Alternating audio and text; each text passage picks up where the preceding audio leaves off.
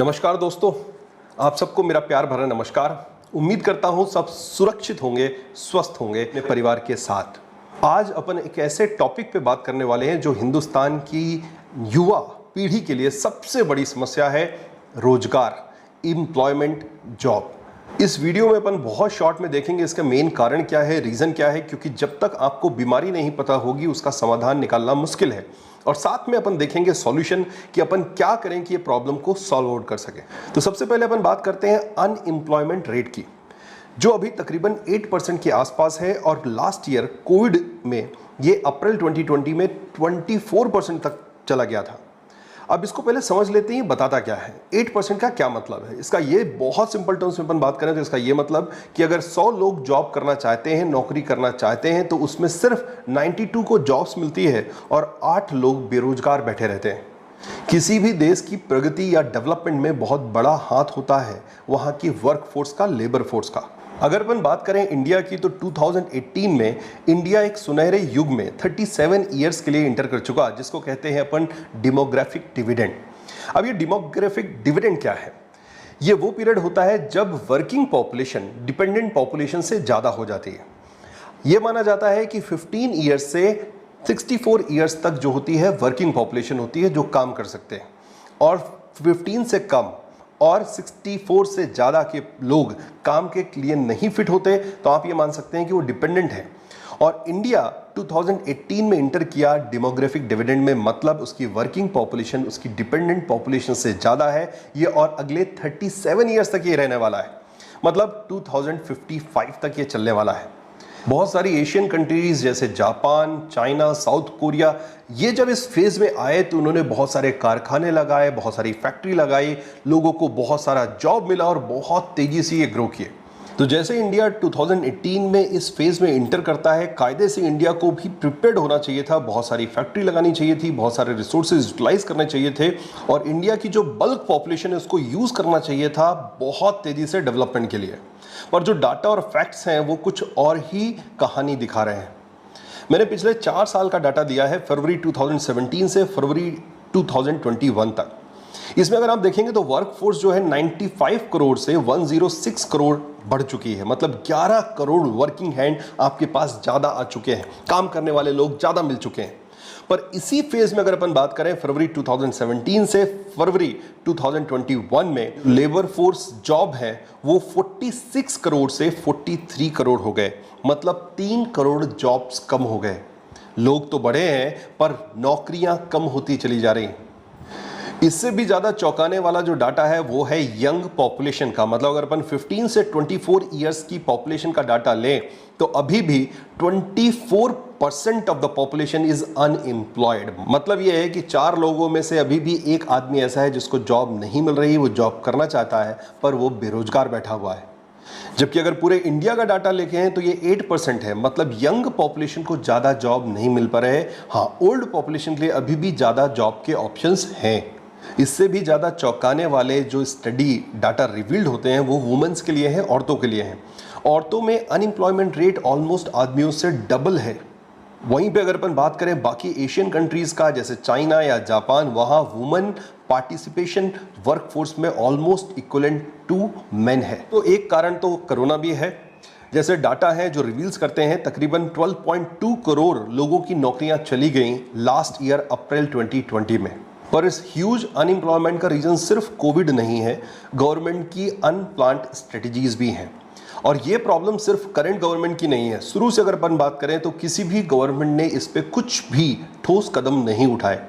Government policies तो बहुत बनाती है, चाहे वो मेक इन इंडिया हो, चाहे स्किल इंडिया हो, स्टडी इन इंडिया, पर सबका रिजल्ट आता है जॉबलेस इंडियंस। मेरा इस वीडियो में ब्लेम गेम खेलने का कोई एम नहीं है, टारगेट नहीं है। मैं प्रॉब्लम नहीं बताना चाहता, मैं आपको मेनली सॉल्यूशंस बताना चाहता हूं कि कैसे आपको जॉब मिल सकता है। और यहाँ अपन मेनली बात करने वाले हैं ग्रेजुएट्स की, मतलब इंजीनियर्स, डॉक्टर्स और MBA ग्रेजुएट्स की। तो सुनने में जरूर थोड़ा सा बुरा लगता है, टफ लगता है, पर असलियत ये है कि डाटा रिवील्स करते हैं, स्टडी बताती है कि जो इंडियन ग्रेजुएट्स हैं उनमें तकरीबन 80 से 85% तक अनएम्प्लॉयबल हैं। अनएम्प्लॉयबल का मतलब not fit for paid job. Aspiring minds ने एक स्टडी कंडक्ट की और उसने ये देखा कि तकरीबन 80% of the engineers, mainly mechanical engineers, are not employable. मतलब उनके पास डिग्री तो है पर टैलेंट नहीं है, स्किल नहीं है, योग्यता नहीं है जॉब्स के लिए। आईटी सेक्टर में कहानी और खतरनाक है।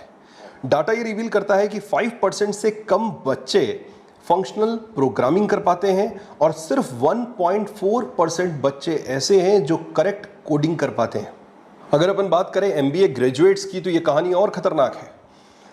एशकॉम की स्टडी के हिसाब से सिर्फ 7% MBA graduates from Indian universities are employable. मतलब 93% जॉब के काबिल नहीं है। अगर बात की जाए एमबीबीएस डॉक्टर्स के लिए, एलोपैथिक डॉक्टर्स के लिए, तो WHO की रिपोर्ट है कि इन 2001 31% डॉक्टर्स जो थे वो सिर्फ सेकेंडरी लेवल तक एजुकेटेड थे और उनमें 57% ऐसे डॉक्टर्स थे जिनके पास कोई मेडिकल क्वालिफिकेशन नहीं थी। दोस्तों, ये प्रॉब्लम की स्टार्ट हुई 1991 जब ग्लोबलाइजेशन, लिबरलाइजेशन के बाद इंडियन इकोनॉमी ओपन हो गई वर्ल्ड के लिए, जिसके बाद बहुत तेजी से बड़ी बड़ी फैक्ट्रीज, मल्टीनेशनल्स इंडिया में आके सेटअप बनाने लग गए। उनको जरूरत थी इंजीनियर्स की, डॉक्टर्स की और एमबीए ग्रेजुएट्स की, और उसी होड़ में आए बहुत सारे below standard engineering college, medical colleges और बिजनेस स्कूल्स। कुकर मुत्ते की तरह उगाए इंजीनियरिंग कॉलेजों के छात्रों की गुणवत्ता खराब है तो पूरी तरह ठीक नहीं है। दी नेशनल एम्प्लॉयबिलिटी रिपोर्ट ने देश भर में करीब 1.5 लाख इंजीनियरों पर आधारित सैंपल के आधार पर एक विश्लेषण किया। पता चला कि इन इंजीनियरों में कौशल की भारी कमी है, जिसे अंग्रेजी में स्किल कहते हैं। जहां ना प्रॉपर इंफ्रास्ट्रक्चर है, ना प्रॉपर फैकल्टीज हैं, ना उनके पास up to date study material है, ना उनके पास अप टू डेटेड लैब और साथ में ना ग्लोबल एक्सपोजर। रिजल्ट है ये कि आज आपके पास डिग्री तो है पर स्किल, टैलेंट या फिर हुनर नहीं है। तो अब आपके दिमाग में सिंपल सा सवाल ये खड़ा होता है कि हम क्या करें कि हम एम्प्लॉयबल हो जाएं। कामयाब होने के लिए नहीं, काबिल होने के लिए पढ़ो। सक्सेस के पीछे मत भागो, एक्सेलेंस का पीछा करो। सक्सेस झक मार के तुम्हारे पीछे आएगी। तो दोस्तों, आपको समझ में आ चुका है, आपको स्किल डेवलप करना पड़ेगा, आपको टैलेंट डेवलप करना होगा। कोई भी नौकरी आपको तब देगा जब आप उसके वर्थ हो। आपको सिर्फ डिग्री के नाम पे जॉब नहीं मिलने वाला। इसलिए अपने टाइम को यूटिलाइज करिए और कुछ एक्स्ट्रा स्किल, टैलेंट डेवलप करिए। दोस्तों, हमारे समाज के साथ एक बहुत बड़ी प्रॉब्लम जुड़ी हुई है जो है डिग्री की। हम डिग्री को ज़्यादा वैल्यू देते हैं और स्किल को, टैलेंट को कम। जब शुरू में हम पढ़ाई चालू करते हैं तो हमें पता नहीं होता कि हमारा एम क्या है, टारगेट क्या है। हम पढ़ाई करते चले जाते हैं, स्कूल के बाद कॉलेज, कॉलेज के बाद डिग्री पे डिग्री। मतलब आप देखेंगे इंजीनियरिंग करने के बाद लोग मास्टर्स करते हैं, एमटेक करते हैं, एमटेक करने के बाद एमबीए कर लेते हैं, फिर पीएचडी भी कर लेते हैं और साथ में कुछ भी चलता रहता है।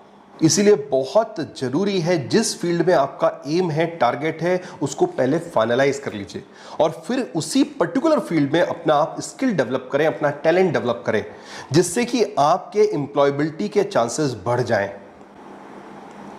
जैसे बहुत सिंपल सा एग्जांपल मैं लेता हूं, सपोज आपका डिज़ाइन फील्ड में इंटरेस्ट है तो आप ऑटोकैड या कैटिया या फिर सुपर 3D जैसे सॉफ्टवेयर सीख सकते हैं जो कि आपको ज़्यादा एम्प्लॉयबल बना देंगे। एक बहुत चौंकाने वाली स्टडी डाटा ये रिवील करती है कि जितने ज़्यादा पढ़े लिखे लोग होते हैं, एम्प्लॉयबिलिटी के चांसेस उतने कम होते चले जाते हैं। क्यों? क्योंकि फिर उनको लगने लगता है कि these jobs are not suitable for them.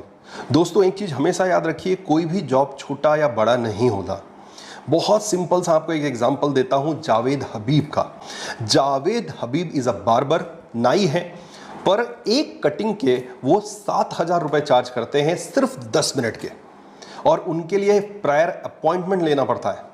हजारों एग्जाम्पल आपके सामने हैं जो बहुत छोटे छोटे जॉब्स करने वाले, पर उन्होंने उसमें इतना बढ़िया नाम बना लिया कि दुनिया उनकी मिसाल देती है। दोस्तों, एक बात पक्की है कि सिर्फ आगे चल के आपको डिग्री के मत्थे जॉब नहीं मिलने वाला। आपको कुछ ना कुछ स्किल या टैलेंट या हुनर साथ में ऐड करना पड़ेगा। आपके एम्प्लॉयबिलिटी के चांसेस बढ़ जाते हैं जब आपके पास कुछ एडिशनल एड ऑन्स होते हैं। आपकी हैट में जितने ज़्यादा फेदर्स होंगे उतनी ही ज़्यादा आपकी वैल्यू वर्थ होने वाली है। तो जैसे जब इंजीनियर्स की बात करें तो इंजीनियर्स अपने साथ काफ़ी चीज़ें ऐड कर सकते हैं। जैसे मैकेनिकल इंजीनियर्स हैं, डिज़ाइन में ऑटोकैड हो गया, CNC मशीनिंग हो गई, ड्रिलिंग वगैरह है। साथ में आप एडिशनल कोर्सेज कर सकते हैं, जैसे नॉन डिस्ट्रक्टिव टेस्टिंग का कोर्स कर लिया। साथ में आप heating, ventilation and air conditioning, जो इसका काफ़ी ज़्यादा स्कोप है डिफरेंट फील्ड्स में। हर इंडस्ट्री में एयर कंडीशनिंग यूनिट्स लगती है, उसमें रिक्वायरमेंट नीड भी होती है।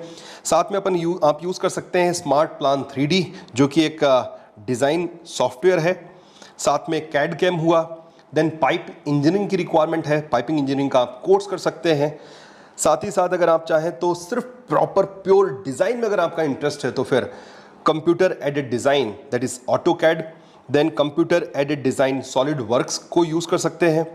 देन NX CAD हो गया, NX CAM हो गया, देन कैटिया, पैरामेट्रिक, क्रियो।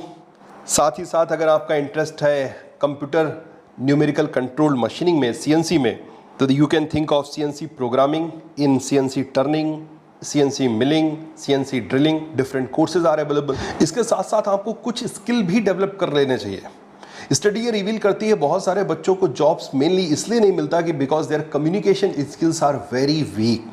तो आपको अपने स्किल्स को डेवलप करना होगा साथ में, जिससे आपके एम्प्लॉयबिलिटी के चांसेस बढ़ जाएं। अब जो स्किल्स आप डेवलप करेंगे मेनली उनमें है communication skill, then personality development, then group discussion जिसको आप शॉर्ट में GD कहते हैं, resume preparation, how you should prepare your resume so that the chances should be good, interview techniques, normally आज की डेट में टेलीफोनिक इंटरव्यू होते हैं, how you should deal with that, then presentation skill, how आप PPT बनाएं, कैसे उसको present करते हैं।